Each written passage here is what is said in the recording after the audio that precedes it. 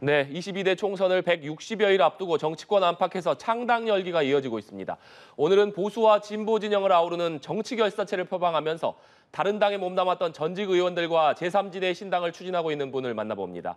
대한정치세력 연석회의 구성을 제안한 정택은 정치혁신포럼 당신과 함께 공동대표와 이야기 나눠보겠습니다. 어서 오십시오. 예, 안녕하세요. 네, 의원님 오랜만에 뵙는 것 같은데 예. 그동안 어떻게 지내셨습니까? 제가 뭐 정책이나 또는 뭐 이렇게 평론 이런 거는 뭐 남보다 못하지 않는다고 하면서 제 정치를 잘 못해가지고요. 네. 좀 반성도 좀 하고 그리고 좀 사람은 좀 땀을 많이 흘리는 일을 해야 될 것 같더라고요. 그래서 좀 그렇게 보내왔습니다. 네. 그러다가 이제 지난 5월부터 그래도 좀 한국 정치가 좀 변화를 하는데 기여해야 되는 것이 아닌가 이런 생각들을 갖고 새로운 변화를 이끌어낼 수 있는 세력들 그리고 새로운 정당들을 한번 만들어보자 이런 고민 속에서 지난 5월부터 노력해왔습니다. 네. 말씀하신 대로 정치혁신포럼 당신과 함께를 꾸리셨는데 의원님께서는 보수정당인 한나라당 출신이시고 함께 하시기로 하신 분들을 보니까 특히나 정의당 전 의원인 박원석 전 의원과 의기투합을 하셨더라고요. 얼핏 보면 두 분이 전혀 맞지 않을 것 같은데 어떤 계기가 있었을까요? 저희 같이 하는 이 포럼에는 네. 박원석 의원뿐만 아니라 이재명 대표 체제가 들어선 다음에 민주당에서 나오셨던 분들이라든지 또는 과거에 안철수 대표하고 같이 국민의당을 했던 분들이라든지 또는 뭐 시민사회 진영에 있는 분들 이런 분들이 모여 있는데 문제의식은 이겁니다. 지난 90년도 이후부터 시작해서 한 30년 넘게 양당이 한국 정치를 독점해 오고 있는데 독점한다라는 것 자체가 문제가 아니라 실제로 일을 제대로 안 하고 있기 때문에 문제거든요. 네. 얼마 전에도 사실은 국민연금 개혁 관련해 가지고 정부에서 맹탕안을 냈단 말이죠. 근데 그 전 정부에서는 사실은 사지선다형도 냈단 말이에요. 근데 예를 들면 2055년이면 국민연금 기금이 고갈된다라는 것이 분명한 현실이고 그러면 지금 1990년대생 이후부터는 내가 이런 연금을 왜 돈을 내야 돼? 이런 고민들을 현실적으로 할 거란 말이에요. 기금 고갈이 되는 네. 상황에서. 그러면 이런 부분들 그야말로 그런 국민연금이라든지 연금개혁이라든지 노동개혁이라든지 교육개혁이라든지 그리고 지금 어려운 한국 경제의 상황 이런 것과 관련해 가지고 일이라도 제대로 하면 되는데 일을 하는 것보다는 거의 기득권 유지를 위해서 공생을 하는 데에 그리고 자신들의 정당의 당략적 이해를 위해 가지고 계속 정쟁을 하는 데 매몰되는 이 구조는 바꿔야 된다. 그래서 조금 정책적 지향에 있어서 생각이 좀 다르더라도 지금의 정치 구조를 바꿔내는 것 그리고 한국 정치를 변화시키는 데 뜻을 같이 하는 사람들이 보다 더 폭넓게 모일 수 있어야 되는 것이 아니냐. 이렇게 이제 대화를 나누기 시작해서 모이게 됐죠. 적대적 공생관계라고 불리는 양당 체제를 좀 극복해야 된다. 이런 문제의식을 가진 분들이 모였다. 이런 말씀으로 해석이 되는데 최근에 한국의 희망을 창당한 양양자 의원 또 새로운 선택 창당준비위원회 대표인 금태섭 전 의원들도 최근에 보니까 토론회에 함께 참석을 하셨더라고요. 그렇기 때문에 이분들이 함께 그러면 신당을 박원석 전 의원 그리고 의원님, 금태섭 전 의원, 양양자 의원 뭐 이렇게 다 같이 모여서 이른바 제3지대 정당을 만드는 것이냐 이분들도 다 함께하는 것이냐 관심들이 상당히 높은 것 같은데 어떻습니까?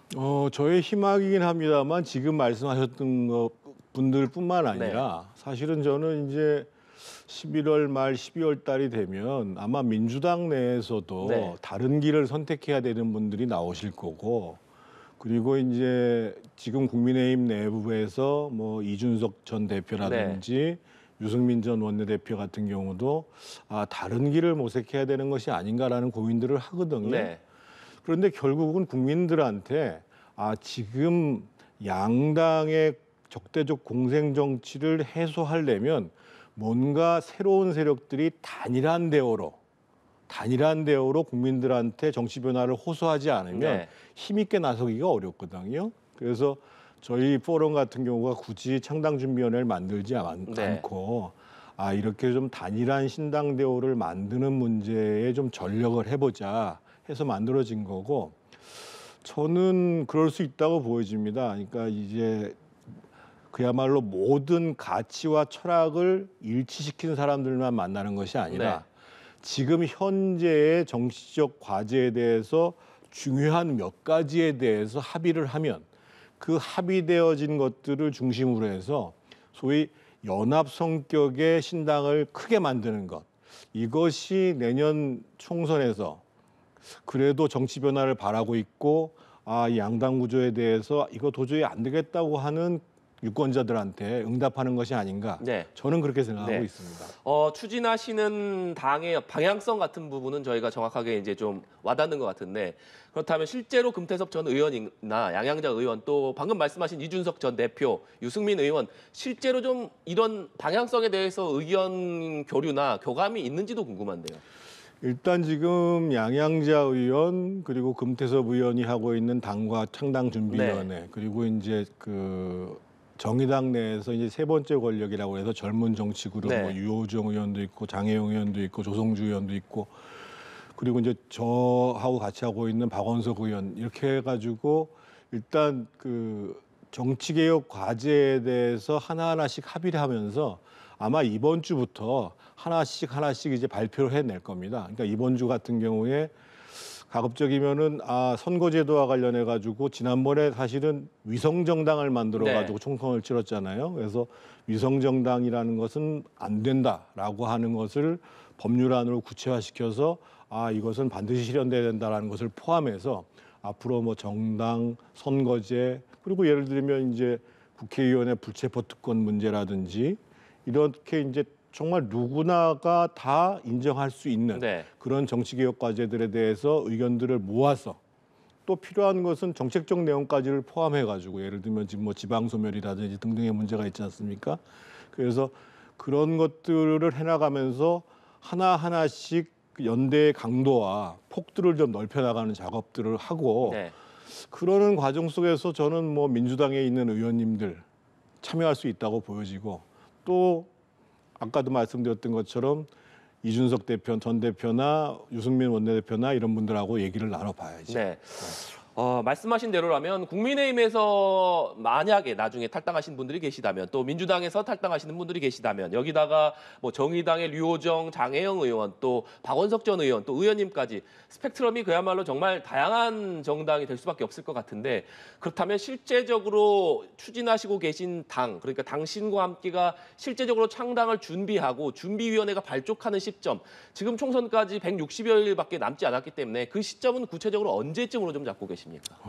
제일 중요한 시점은 아마 이제 올해 12월 달이 될 거라고 보여집니다. 그러니까 이제 내년 4월 10일이 이제 총선일이거든요. 그래서 정기국회가 끝나는 시점에서 사실은 양당의 이제 공천 작업도 그리고 공천의 방향도 기본적으로 나올 거라고 보여지고 그리고 이제 저희들 스스로들도 저희들이 무조건 모였다고만 해서 되는 것이 아니라 아까 말씀드렸던 정책적인 것이라든지 이런 부분들에 대해서 준비할 시간이 있어야 될 거 아니겠어요? 그래서 저는 이제 그렇게 어느 정도의 대오를 형성할 것인가를 판가름이 되는 것은 올 12월 안으로는 구체화시켜야 되는 것이 아닌가 이런 생각이 들고 그래도 국민들 보기에는 좀 미약하지 않나 하지만 한국 정치는 제가 봤을 때는 12월부터 따져서 한 100여일 남아도 그 사이에 무슨 일이 벌어질지 모릅니다. 그래서 일단은 그렇게 새로운 신당 세력의 단일 대오를 만들어내는 일,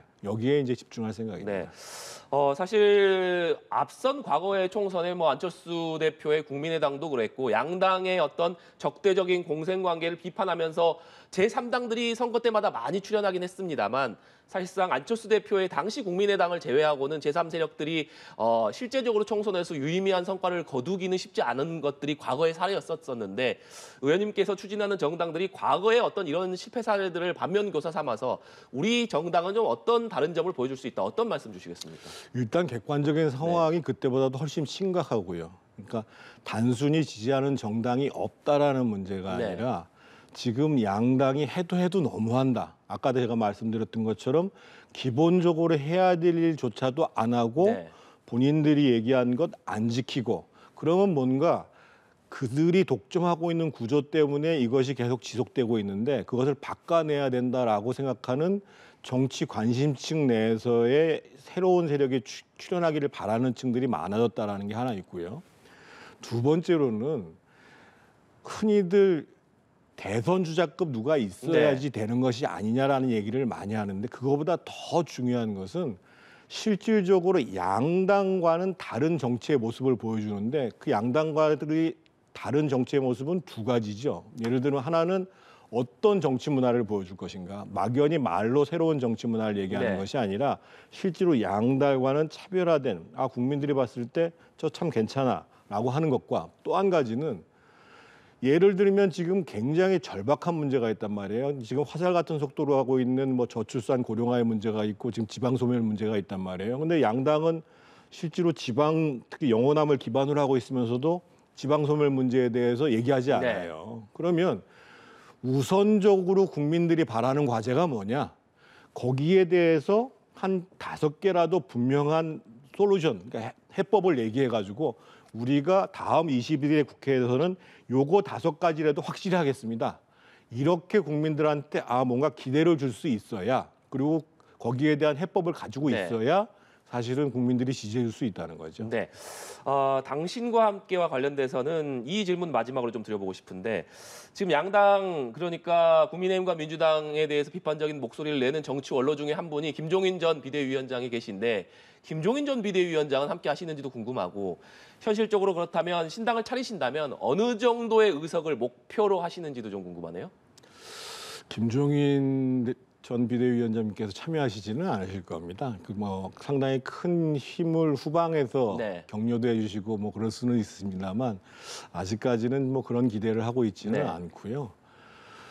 의석수는 당연히 이제 교섭단체 구성 이상을 목표로 하고 있지요. 그리고 이제 실제로 그 신당이 만들어지면 아마 수도권이나 호남 그리고 충청도 지역에서는 지역구에서도 상당히 대등한 경쟁들을 할 수 있다라고 보여지는데 전제로 제가 말씀드리는 것은 그러니까 의석들을 어떠한 특정 의석수의 목표를 떠나가지고 저 세력이 실제로 한국 정치의 구조를 바꾸는구나라는 것들을 보여주기 위해서라도 누차에 말씀드립니다만 단일한 대우를 만드는 것이 굉장히 중요하다 이 말씀을 드리는 겁니다. 네, 알겠습니다.